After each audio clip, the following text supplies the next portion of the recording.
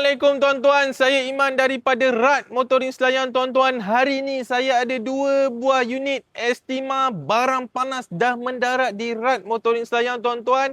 Estima SCR 50 saya nak jual dengan harga bawah 40,000 saja. Tengok video ni sampai habis, sangat bermanfaat untuk tuan-tuan yang tengah mencari Estima, okey?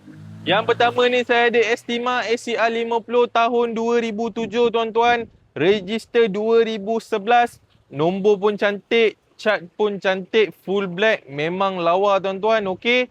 Tengok tuan-tuan, lampu semua masih kemas, rim pun dah macam rim Lexus dah tuan-tuan, tayar 44 biji baru. Ini kereta memang cantik tuan-tuan, saya boleh cakap ini kereta memang A+ tuan-tuan. Datang sini memang terus bawa balik je tuan-tuan, tak payah komplain apa dah. Okey, boleh tengok bahagian dalaman dia tuan-tuan. Mileage baru 117,000 je tuan-tuan. Seat dalaman full leather, full black, full semua full ada dekat dalam ni tuan-tuan. Ni first time tuan-tuan saya dapat unit Estima yang ada sunroof, moonroof, upper roof, semua ada tuan-tuan. Okey, memang dia finishing dalam semua memang black. Kayu dia punya trim pun warna hitam tuan-tuan. Okey, daripada baru satu owner pakai saja. Boleh tengok bahagian belakang dia tuan-tuan. Sangat luas.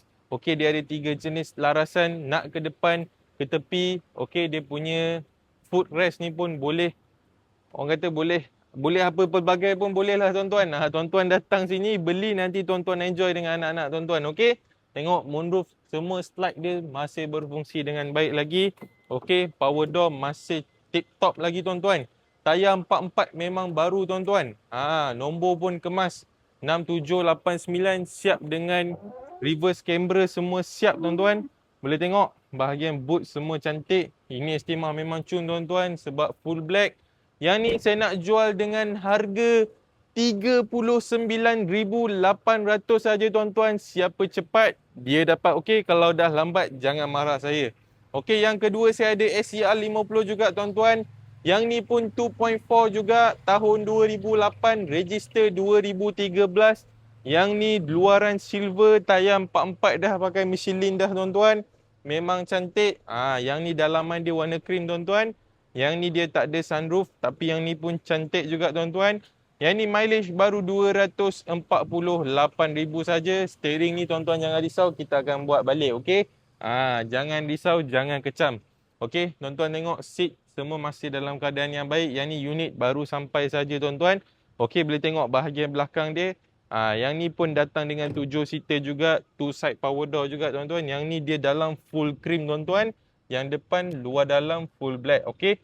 Yang ni dia tak ada sunroof, dia tak ada moonroof. Power door pun cantik lagi tuan-tuan, tak ada masalah. Okey, tayar 44 dah pakai Michelin. Yang ni pun dah siap dengan reverse camera. Yang ni Naza World punya unit tuan-tuan. Memang cantik, memang cun.